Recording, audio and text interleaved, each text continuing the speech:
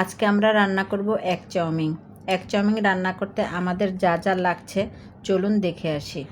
প্রথমে হাঁড়িতে নুডলসটা দিয়ে দিব, তারপর সাথে লবণ ও তেল অ্যাড করে নিব। তারপর 8 থেকে 10 মিনিট অপেক্ষা করব।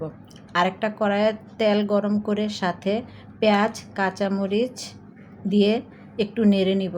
তারপর একটা ডিম দিয়ে দিব। ডিমটাকে ভালো মতো ভেজে সাথে একটু লবণ যোগ করব। তারপর আমরা সেই সিদ্ধ নুডলসটা ছেঁকে ঠান্ডা পানি দিয়ে ধুয়ে নিব। ঠান্ডা পানি দিয়ে ধুয়ে পানিটা ঝরায় আমরা সেই ডিমের সাথে নুডলসটা অ্যাড করে দিব।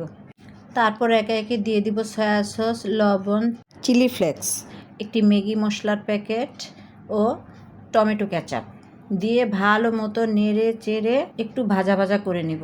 তারপর হয়ে গেল আমাদের মজাদার এগ চাউমিন। এভাবে আপনারা একদিন রান্না করে খাবেন আর আমাকে কমেন্টসে জানাবেন কেমন হয়েছে।